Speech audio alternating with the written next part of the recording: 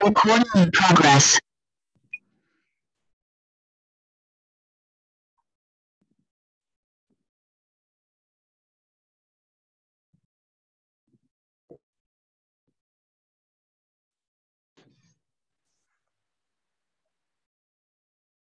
Okay जी। तो अगर हम इफेक्टिव मैनेजमेंट की बात करें तो हमने कहा कि we have to understand these different points. Number one, we have identify goals and constraint. Number two, recognise the nature and importance of profit. आपको प्रॉफिट की नेचर, जैसे अगर हम अकाउंटिंग टर्म में बात करें तो we have different types of profits. तो इकोनॉमिक टर्म में बात करें तो we have economic profit and accounting profit. ठीक है। और उसके साथ अगर हम विद इन अकाउंटिंग प्रॉफिट की बात करें तो वही gross profit, net profit, EBIT, वो डिफरेंट टारगेट्स कैसे हमने सेट करने हैं, कितने प्रॉफिट अचीव करने हैं, कैसे वो अचीव होंगे। तो वो तमाम तर जो है उनको हम यहाँ पे रिकॉग्नाइज करते हैं, उसको जो है वो यहाँ पे हम जो है वो देख रहे होते हैं। ठीक है। Number third, understand the incentives. आप एज अ मैनेजर, अगर आपको एफिशिएंटली वर्क करवाना है एम्प्लॉयज से, या आपको एफिशिएंटली जो है वर्किंग करनी है, तो आप इंसेंटिव सिस्टम, रिवार्ड सिस्टम, उसको आपको अंडरस्टैंड करना होता है। ठीक है। And understand the market. जिस मार्केट में आप ऑपरेट करेंगे उस मार्केट के डायनेमिक्स आपको अंडरस्टैंड करने होंगे कि उस मार्केट में अदर प्लेयर्स कैसे वर्क कर रहे हैं, कंपेटिटर कौन है, बायर कौन है, सप्लायर कौन है, प्रोड्यूसर कौन कौन है। ठीक है। वो तमाम चीज़ें जो है, और गवर्नमेंट कैसे इंटरवीन कर सकती है उस सिस्टम में, गवर्नमेंट कैसे जो है डिफरेंट पॉलिसीज जो है उनको चेंज कर सकती है, उसका इम्पैक्ट आपके बिजनेस पे या ओवरऑल पूरी मार्केट पे क्या हो सकता है। वो तमाम चीज़ों को आपको अंडरस्टैंड करना होता है। And then time value of money को रिकॉग्नाइज करना है। ठीक है। और उसके साथ मार्जिनल एनालिसिस जो है उसको अंडरस्टैंड करना है कि आप जो भी change as a manager organisation में कोई चेंज लेके आते हो, न्यू प्लान इंस्टॉल किया या आपने प्रोडक्शन इंक्रीज करनी है। माइक ऑफ रखें।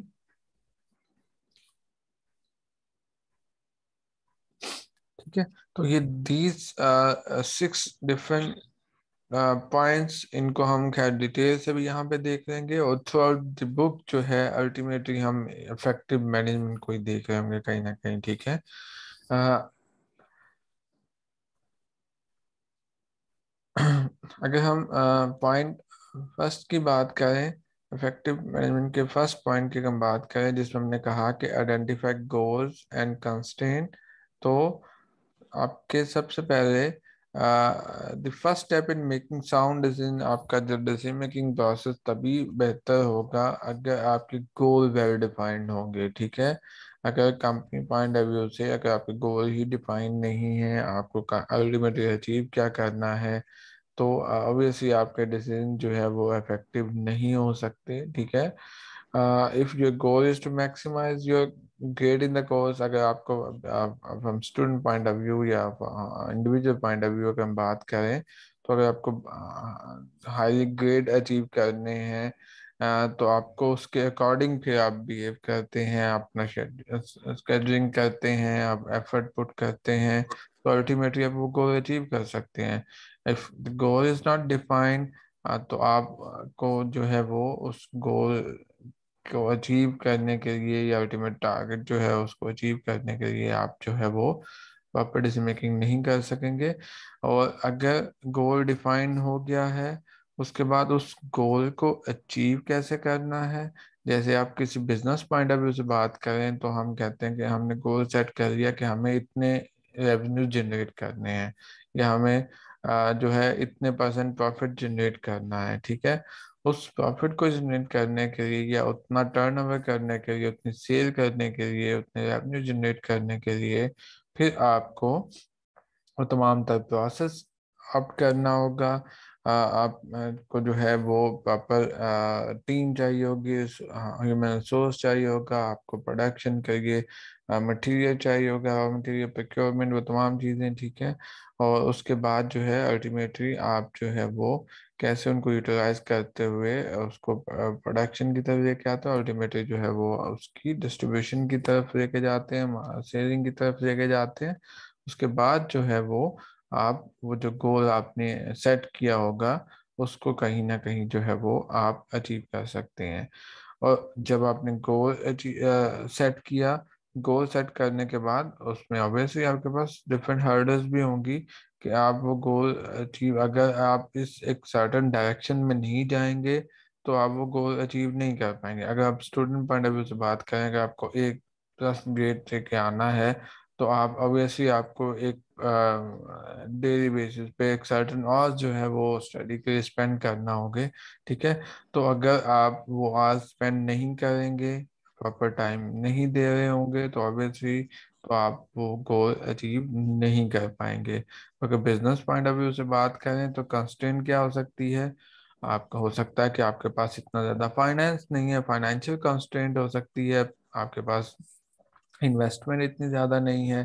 तो अगेन फिर आपको वो कंस्ट्रेंट कंट्रोल करने के लिए, उसको दूर करने के लिए आपको फाइनेंशियल जो है वो फंड्स रिक्वायर्ड होंगे। वो फंड कहाँ से आप अवेल करेंगे, अगेन उसके लिए जो है वो सर्टन डिसीजन मेकिंग पे आपको करना होगी, ठीक है। और अगर लेट्स से कि आप जो चीज़ प्रोड्यूस कर रहे हैं, प्रोडक्शन पॉइंट ऑफ व्यू से आपका हो सकता है कि रॉ मटेरियल अवेलेबल नहीं है, तो उसके वो भी आपकी कंस्ट्रेंट हो सकती है, उसको कैसे आप कंट्रोल करते हैं। इसी तरह आपके पास सेट स्किल्स नहीं है जिसके थ्रू जो है आप वो प्रोडक्शन करेंगे, या आपके पास वो टेक्नोलॉजी नहीं है।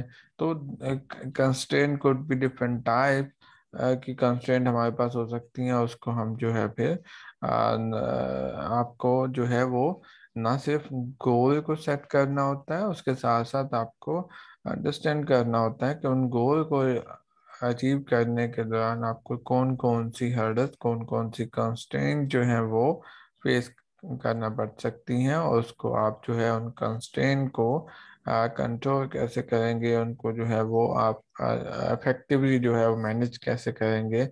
कंस्ट्रेंट अगर हम बात करें तो आपका बेसिकली स्कार्सिटी, आपके लिमिटेड रिसोर्सेज का होना एक कंस्ट्रेंट है, ठीक है।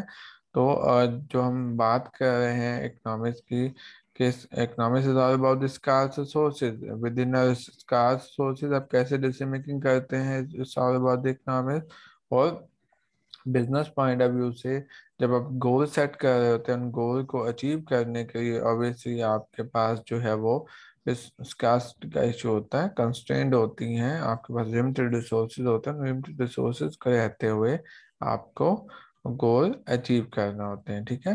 तो नंबर फर्स्ट जो है हमारे पास इफेक्टिव मैनेजमेंट का जो हम प्रोसेस डिस्कस कर रहे हैं, उसमें नंबर वन हमारे पास क्या है, identify the goals and constraint.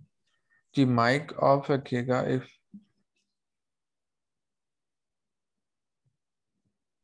Okay जी, we have Ijaz Ahmed and Iram, Ijaz, Iram and Danika. आप लोगों में से बताएं ये फर्स्ट पॉइंट आप लोगों को समझ आया?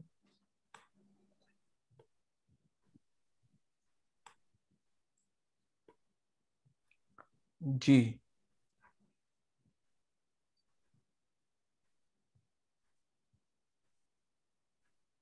We have Ijaz, Ijaz Ahmad.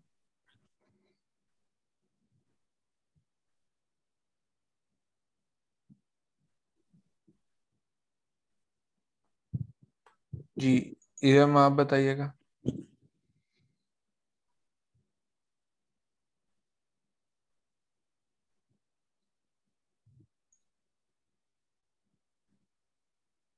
Okay, Danika and Iram, alright.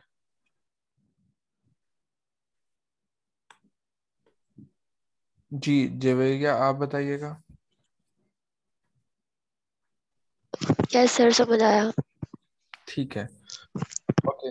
आप जो है वो अटेंटिवली लेक्चर्स जो है वो अटेंड करेंगे, और इसी तरह मैं आप डिफरेंट लोगों से फीडबैक लूंगा कि आप लोगों को समझ आ रहा है ना, और आप बताते रहिएगा अगर कोई पॉइंट समझ ना आए, ताकि मैं उसको। सर, जी।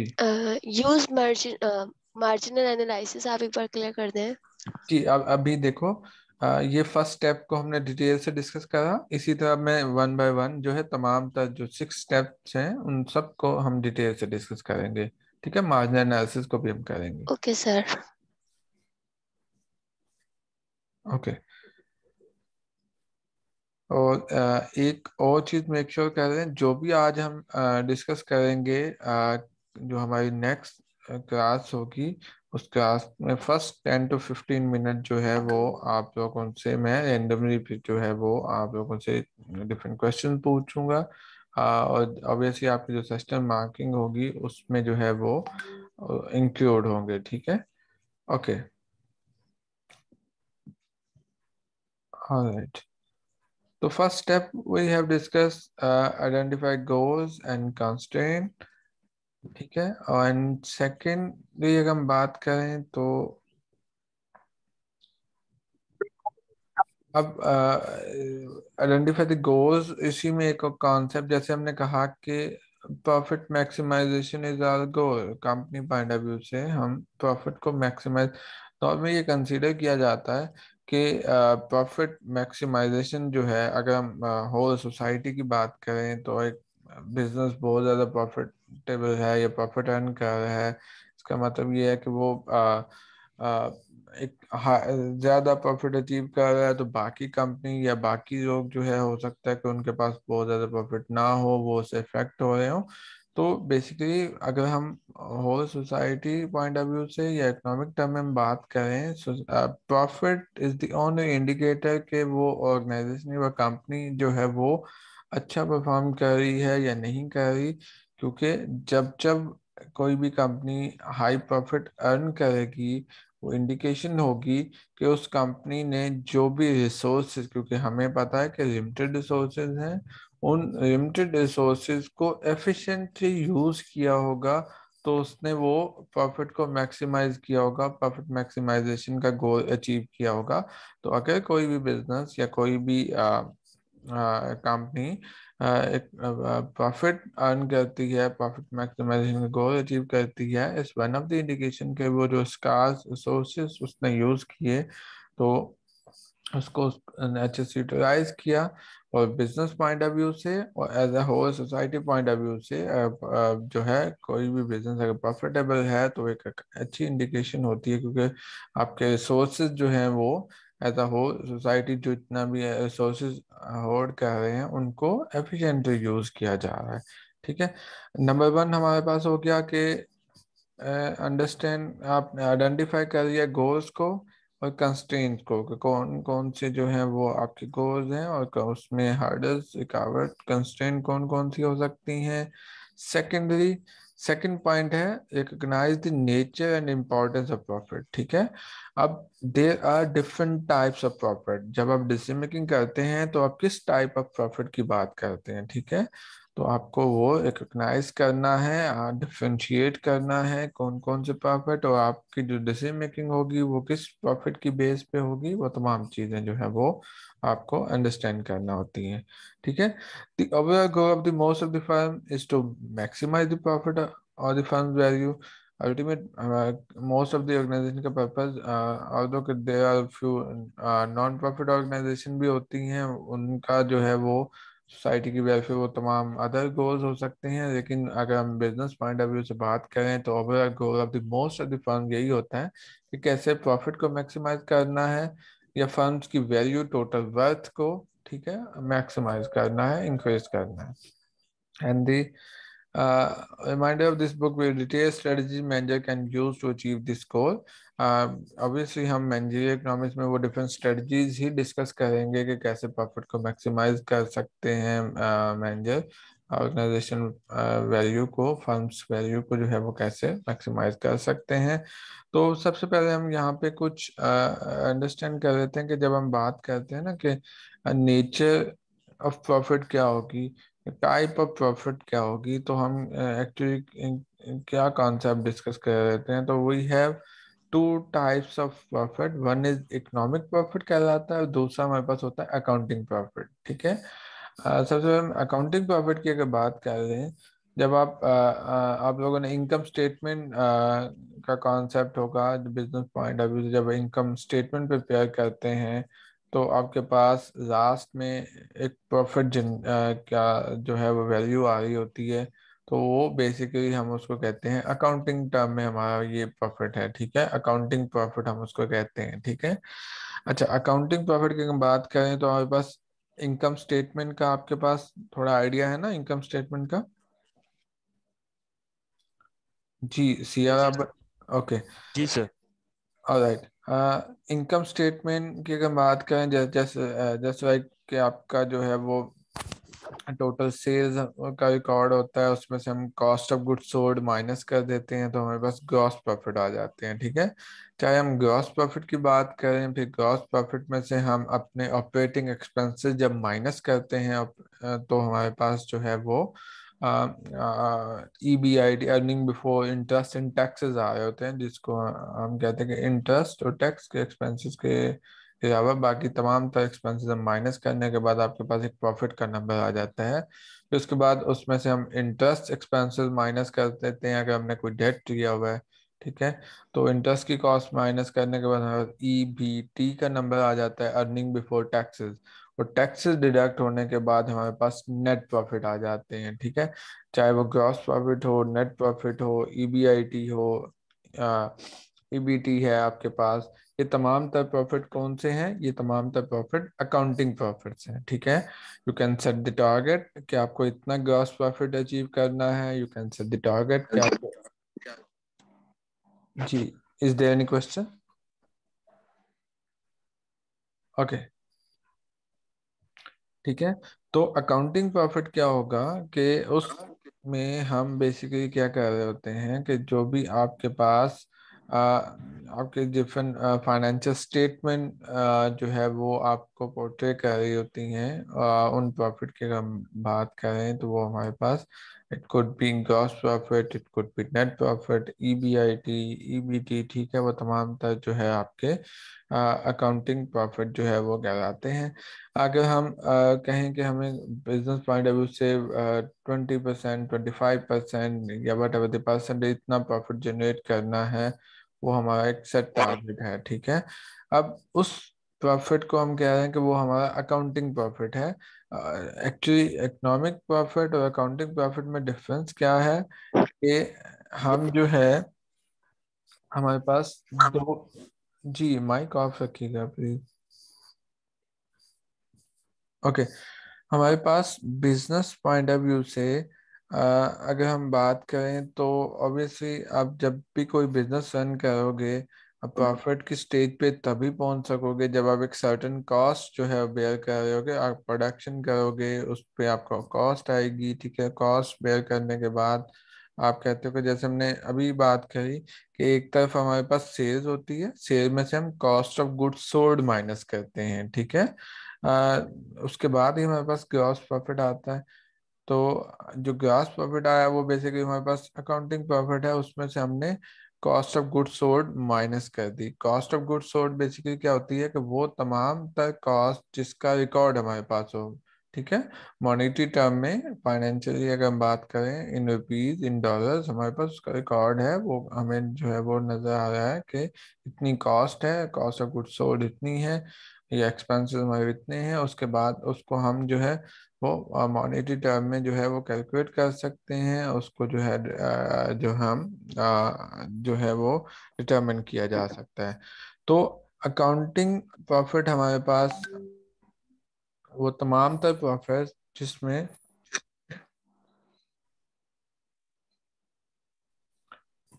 हमारे पास अब अकाउंटिंग कॉस्ट इन्वॉल्व, दो तरह की कॉस्ट होती है, एक होता है एक्सप्लिसिट कॉस्ट, एक होगा इम्प्लिसिट कॉस्ट। यहाँ पे अगर मैं हाईलाइट कर सकूँ इसको, ताकि आपको जब हम अकाउंटिंग प्रॉफिट और इकोनॉमिक प्रॉफिट को डिफरेंशिएट करें तो पहले आपके पास एक कॉन्सेप्ट होगा एक्सप्लिसिट कॉस्ट। ठीक है। एक्सप्लिसिट कॉस्ट जिसको मॉनेटरी टर्म में आप कैलकुलेट कर सकें, ठीक है। बेसिकली क्या है, उसको आप जो है वो डिटरमिन कर सकें। जैसे आपने रॉ मटेरियल परचेज करा है, ठीक है, आपने जो है वो उस पे आपकी जो है फैक्ट्री ओवरहेड के एक्सपेंसेस आए हैं या लेबर एक्सपेंसेस उस पे आया है, वो तमाम आपकी एक्सप्लिसिट कॉस्ट होती है, उसको आप कैलकुलेट कर सकते हैं, डिटरमिन कर सकते हैं, ठीक है।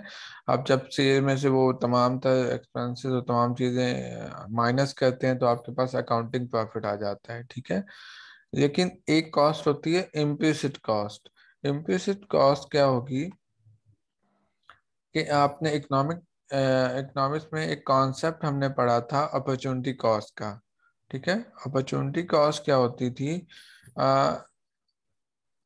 the cost of the explicit and implicit resources that are foregone when a decision is made। आप जब भी एक कोई डिसीजन मेकिंग करते हो ना, जस्ट लाइक कि आप अगर स्टूडेंट पॉइंट ऑफ व्यू से बात करो कि अगर आप पर्टिकुलर कोर्स जो है आप बीएस कॉमर्स में आपने जो है वो एडमिशन लिया, तो आपने बीबीए और तमाम चीज़ों को फार्गो किया था, तो वो तमाम उसके जो बेनिफिट आपको हो सकते थे वो अब आपको नहीं मिलेंगे, वो आपकी अपॉर्चुनिटी कॉस्ट है, ठीक है। For example business point of view से, अगर आपके पास लिमिटेड फंड्स हैं, लिमिटेड पैसा है, वो आप किसी एक जगह इन्वेस्ट कर सकते हो, तो आप ऑब्वियसली आप किसी दूसरी अल्टरनेट अपॉर्चुनिटी में इन्वेस्ट नहीं कर सकोगे। तो अपॉर्चुनिटी कॉस्ट क्या, अगर आप वहां पे इन्वेस्ट कर सकते थे तो आपको उसके बेनिफिट मिल सकते थे, वो आपकी अपॉर्चुनिटी कॉस्ट होती है, ठीक है। इसी तरह अगर आप एक इंडिविजुअल हो, आप अपना बिजनेस रन करते हो, ठीक है, आप अपने बिजनेस में एज अ एम्प्लॉय भी काम कर रहे हो, ठीक है। आपने ऑब्वियसली कहीं और पे आप जॉब कर सकते थे, लेकिन वो आपने वो जॉब फॉरगो कर दी, वो जॉब आप नहीं कर रहे, तो आप क्या करते हो, वो आपकी इम्प्लिसिट कॉस्ट है। आप जो है आपको वहां पे हो सकता है रिकॉर्ड में कहीं नजर ना आ रही हो, लेकिन आपके पास वो कहीं ना कहीं अपॉर्चुनिटी कॉस्ट तो आपकी है ना, जो बेनिफिट आपने फारगो करे होगे। इसी तरह जब हम बिजनेस पॉइंट ऑफ व्यू से बात करते हैं, तो अकाउंटिंग प्रॉफिट में कहीं भी हम इम्प्लिसिट कॉस्ट को जो है वो नहीं लेके आता, या अपॉर्चुनिटी कॉस्ट का डिस्कस नहीं करते। लेकिन जब हम इकोनॉमिक प्रॉफिट की बात करते हैं तो हम उसमें इम्प्लिसिट कॉस्ट को कंसीडर करते हैं, अपॉर्चुनिटी कॉस्ट को कंसीडर करते हैं कि इन रिसोर्सेज को हम कहीं और यूटिलाइज करते तो इसका क्या बेनिफिट हो सकता था। तो यही बेसिक डिफरेंस है between accounting profit and economic profit. Accounting profit में हम कहीं भी अपॉर्चुनिटी कॉस्ट या अपॉर्चुनिटी इम्प्लिसिट कॉस्ट की बात नहीं कर रहे होते। लेकिन इकोनॉमिक प्रॉफिट में आप सिर्फ डिसीजन मेकिंग जो है वो अकाउंटिंग प्रॉफिट की बेस पे नहीं करते, बल्कि आप इकोनॉमिक प्रॉफिट की बेस पे डिसीजन मेकिंग करते हो। उसमें आप अपॉर्चुनिटी कॉस्ट को एडजस्ट करते हो, आप इम्प्लिसिट कॉस्ट को भी वहाँ पे जो है वो एडजस्ट करते हो। अगर हम इसकी एक एग्जांपल यहाँ पे डिस्कस कर रहे हैं, for example Uh, in the business world, the opportunity cost of the opening a restaurant is the best alternate used resource used to establish the restaurant. Say opening a hairstyling salon. ठीक है. Now you have two options. You can open a restaurant and you can open an hairstyling salon. तो obviously आप किसी एक के लिए जाते हो. Again, these resources include not only explicit financial resources needed to open the business but any implicit cost as well। तो इसमें दो तरह की बेसिकली आपके पास कॉस्ट होगी, एक एक्सप्लिसिट कॉस्ट जिसको आप कैलकुलेट कर सकें, जो रिपोर्ट होती है, ठीक है, अकाउंटिंग बुक्स में, ठीक है। And implicit cost that is not mention in the accounting book, या रिपोर्ट उस तरह से नहीं हो रही होती। Suppose you own a building in New York that you use to run a small pizzeria and food supplier are ये only accounting cost, ठीक है।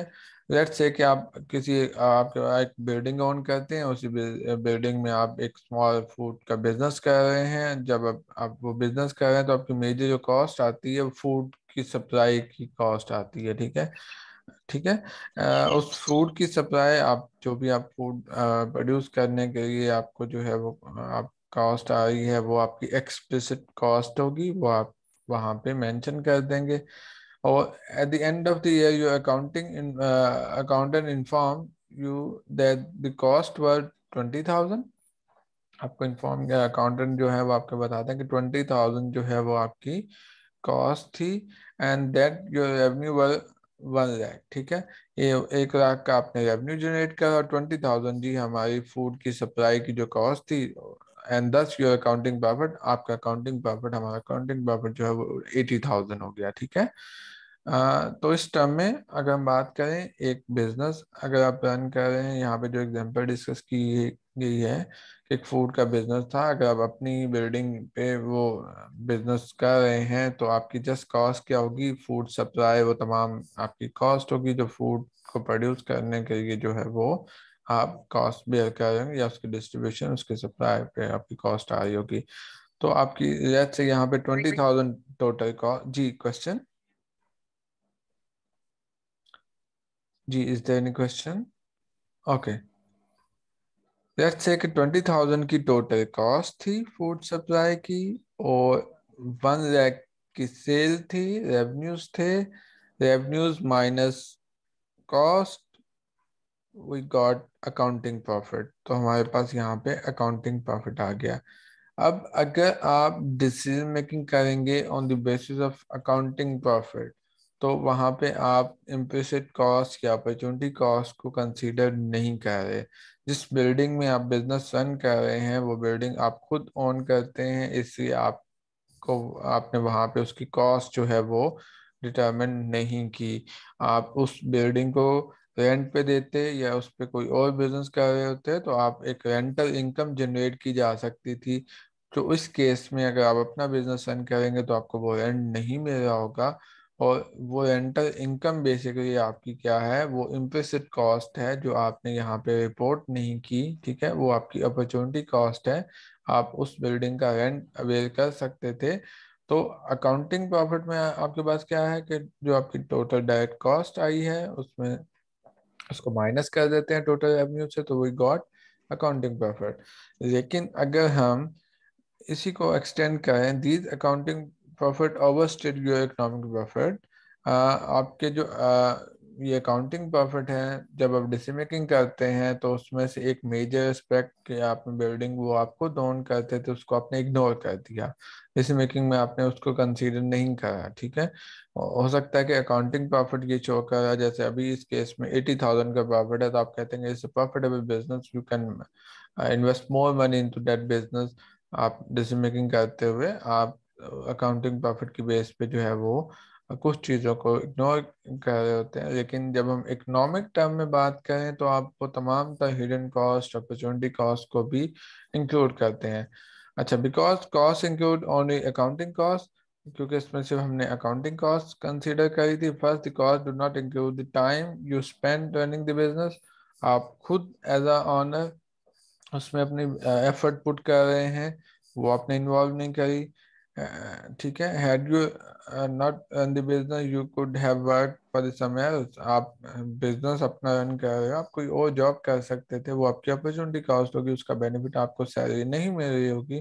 ठीक है, and this fact effect an economic cost, इसको हम कहते हैं कि ये एक इकोनॉमिक कॉस्ट है। इकोनॉमिक कॉस्ट क्या होगी कि आप अपने, अगर हम इंडिविजुअली अगर अपना बिजनेस रन कर रहे हैं तो ऑब्वियसली हम कहीं और से सैलरी या कहीं और एम्प्लॉयड नहीं हो सकते, तो वो आपकी क्या है, वो बेनिफिट आप अवेल कर सकते थे, लेकिन आप अपने बिजनेस के लिए उसको फॉरगो कर रहे होते हो। That cost basically called the economic cost और अपॉर्चुनिटी कॉस्ट, और उस अपॉर्चुनिटी कॉस्ट को कहीं ना कहीं हम जो है वो एडजस्ट करते हैं अकाउंटिंग प्रॉफिट में, उसके बाद हमारे पास इकोनॉमिक प्रॉफिट आता है। अच्छा, यहाँ पे अगर हम देखें तो भी concrete, suppose you could have work for someone else for 30,000, इसी केस में अगर हम बात करें तो आप 30,000 अवेल कर सकते थे अगर आप कहीं और जो है वो आप अपनी सर्विसेज दे रहे होते। तो your opportunity cost of the time would have been 30,000 for the year, thus 30,000 of your accounting profit are not profit at all but one of the implicit cause of the earning is ये जो आप business run कर रहे हो उसमें से 30,000 जो आपकी अपॉर्चुनिटी कॉस्ट है वो तो आपने अकाउंटिंग प्रॉफिट डिटरमिन करते हुए कहीं पर एडजस्ट नहीं की। तो आप क्या करते हो, उस 30,000 की जो कॉस्ट है वो भी आप कहीं ना कहीं एडजस्ट करोगे। आप जो आपके पास अकाउंटिंग प्रॉफिट आया है उसमें से ये वाली कॉस्ट माइनस करते हो, तो आपके पास जो है वो इकोनॉमिक प्रॉफिट आ जाता है। ठीक है, अगर तो if this is the only implicit cost या अपॉर्चुनिटी कॉस्ट, तो आप इसी को जब माइनस करोगे आपके पास इकोनॉमिक प्रॉफिट आ जाएगा। अगर इसके अलावा कोई और आपके पास कॉस्ट है तो आप उसको भी एडजस्ट करोगे। सेकंड अकाउंटिंग, ओके ओके यार, इसके बाद जो है वो एक और लिंक में सेंड करूंगा, उसमें हम 5-10 मिनट में वाइंड अप कर देंगे, फिर मैं आप लोगों के क्वेश्चंस और डिफरेंट जो है वो आपके क्यूरीज जो है उनको रिजॉल्व करूंगा। ठीक है, एक और लिंक में अभी आपको भेजूंगा, उसमें आप लोगों के क्वेश्चंस और तमाम चीजें डिस्कस करूंगा। ठीक है जी Siya, okay sir. Okay, alright. अच्छा, एक तो अपॉर्चुनिटी कॉस्ट क्या हो गई कि आप अपनी एफर्ट जो पुट कर रहे हैं वो ऑब्वियसली जो है उसका बेनिफिट आप ले सकते थे कहीं और सर्विसेज दे के, आपको एक सर्टेन रेवेन्यू मिल जाता, तो वो आप की 30,000 की जो है वो अपॉर्चुनिटी कॉस्ट हो गई। Second, accounting costs do not account for the fact that had you not earned the visa you could have rented a building to someone else। अगर आप इस पे ये वाला बिजनेस नहीं कर रहे होते तो इस बिल्डिंग को आप कहीं रेंट पे दे सकते थे। If the rental value of the building is 1 lakh per year, you gave up this amount to run your own business. तो आप 1 लाख अगर साल का अर्न कर सकते थे, तो आप अभी अपना बिजनेस कर रहे हो तो वो आप नहीं अर्न कर पाओगे, आपकी इनकम ऐड नहीं होगा, तो वो आपकी अगेन आपकी अपॉर्चुनिटी कॉस्ट हो जाएगी। तो दो तरह की अपॉर्चुनिटी कॉस्ट हो गई, कौन कौन सी? नंबर वन, जो आप सर्विसेज दे रहे हैं अपनी 30,000 वो थी, और 1 लाख ये हो गई। ठीक है, अब अकाउंटिंग प्रॉफिट डिटरमिन करते हुए हमने ये दोनों तरह की कॉस्ट जो है वो उसको कंसीडर नहीं करा था। ठीक है, thus the cost of running your business include not only the cost of the supplies, उसमें फिर सप्लाई की कॉस्ट सिर्फ नहीं होगी 20,000 जो हम पहले सिर्फ कंसीडर करते, but 30,000 you could have earned in some other business, जो आपकी आप अपनी एफर्ट दे रहे हैं उसकी opportunity cost, and 1 lakh you could have earned in renting in the building, और उस बिल्डिंग को रेंट कर सकते थे 1 लाख आपका वो वाला। तो अगर अब टोटल कॉस्ट देखें तो कितनी होगी? 20 + 30 50 एंड 1 लाख, वी हैव 1,50,000। तो total cost of running business कितनी हो गई जी? 1,50,000। पहले 20,000 हम कंसीडर कर रहे थे।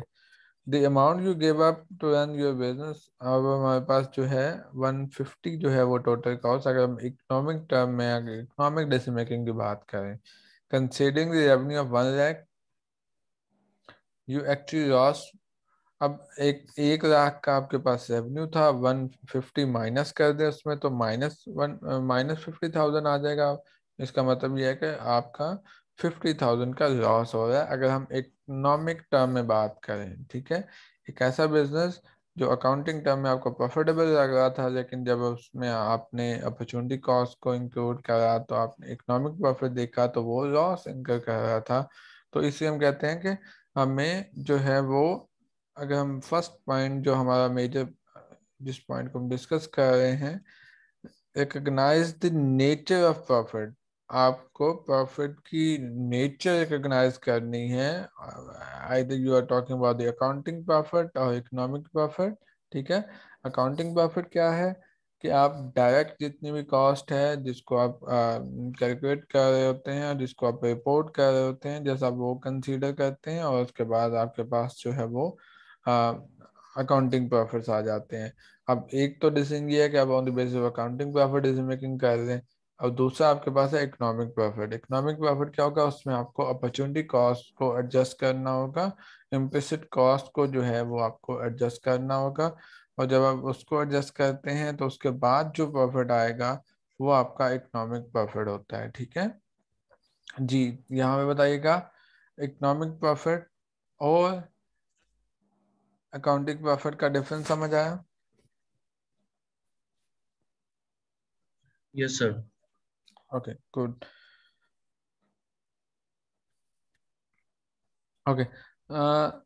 later on we will discuss, जब हम डिफरेंट टाइप ऑफ कॉस्ट को हम यहाँ पे थ्रू द बुक डिस्कस करते रहेंगे, अकाउंटिंग कॉस्ट और आपके पास इम्प्लिसिट कॉस्ट जो है, अपॉर्चुनिटी कॉस्ट, हम इसको देख रहे होंगे। ठीक है, अब नंबर 1 हमने कहा कि हम सबसे पहले तो नेचर ऑफ प्रॉफिट को जो है वो अंडरस्टैंड कर रहे हैं, दैट वी डिस्कस के इकोनॉमिक प्रॉफिट क्या है और अकाउंटिंग प्रॉफिट क्या है, and then we understand the importance of profit कि प्रॉफिट क्यों इम्पोर्टेंट है from a business point of view या from a society point of view. तो एक common misconception is that the firm's goal of maximising profit is necessary bad for the society. एक एक आम perception ये है कि एक अगर किसी भी कंपनी का गोल प्रॉफिट मैक्सिमाइजेशन है, हाई प्रॉफिट अचीव करना है, तो वो सोसाइटी के लिए बैड हो सकता है, सोसाइटी के लिए इफेक्ट कर सकता है negatively. Individuals who want to maximize profit often are considered self-interested. जो लोग सिर्फ अपने प्रॉफिट की बात करते हैं, सोसाइटी में नॉर्मली उसको कंसीडर किया जाता है कि वो अपने ही बारे में सोच रहे हैं, सेल्फ इंटरेस्टेड हैं, ठीक है, अपना प्रॉफिट एनहांस करने की कोशिश करते हैं। ठीक है, लेकिन अगर हम देखें how consider Adam Smith's classical line of the wealth of nation।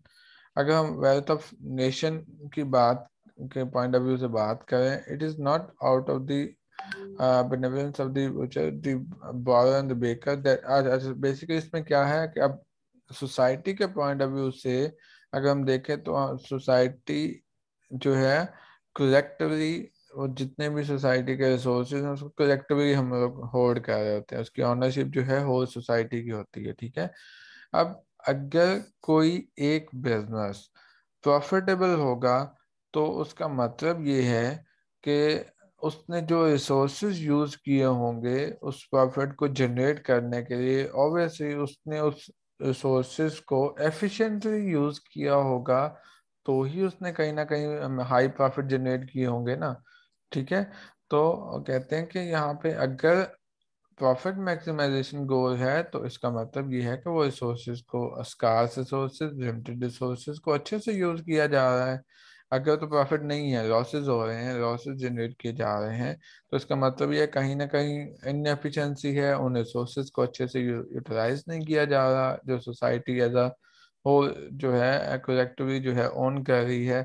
तो प्रॉफिट मैक्सिमाइजेशन या high profit is one of the indication कि सोसाइटी के जो रिसोर्सेज हैं उनको जो है वो यूटिलाइज किया जा रहा है। और जब हाई प्रॉफिट्स होंगे तो ऑब्वियसली ऑर्गेनाइजेशन जो है वो अपने बिजनेस एक्सपेंड कर रहे होंगे, एम्प्लॉयमेंट अपॉर्चुनिटीज जो है वो क्रिएट हो रही होंगी। ठीक है, ऑब्वियसली वो पैसा जो है वो इन्वेस्ट किया जा रहा होगा, बिजनेसेस ग्रो करेंगे, जॉब्स क्रिएट होंगी। ठीक है, तो इस डजंट मीन के इस ऑलवेज नेगेटिव सेंस कि अगर कोई बिजनेस प्रॉफिटेबल है तो वो सेल्फ इंटरेस्टेड है या वो सोसाइटी को कहीं ना कहीं हार्म कर रहा है। There are some positive point as well कि वो ओवरऑल आपकी जो है वो प्रोडक्शन इंक्रीज हो रही होती है from country point of view या एज अ होल सोसाइटी, आपके वो स्कार्स रिसोर्सेज जो है उनको कहीं ना कहीं एफिशिएंटली यूज किया जाता है। तो profit making is not the bad thing, profit making could be a good thing in term of, जब हम बात करें कि सोसाइटी के जो लिमिटेड रिसोर्सेज हैं उनको यूटिलाइज कैसे किया जाता है।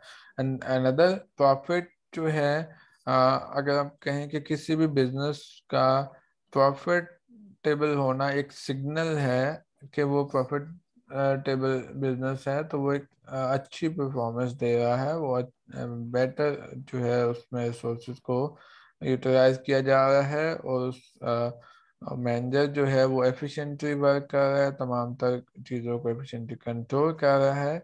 तो profit making is not the bad thing, it could be the signal of the thing that business is doing well, while the society उसके scarce resources को in a better way में utilize किया जा रहा है और उसके profitable होने की वजह से that could be some opportunity should be created, आपकी jobs, employment, वो तमाम चीज़ें जो हैं उसको हम consider कर सकते हैं। तो यहाँ पे हमने क्या देखा, दो चीज़ें हमने डिस्कस करी यहाँ पे।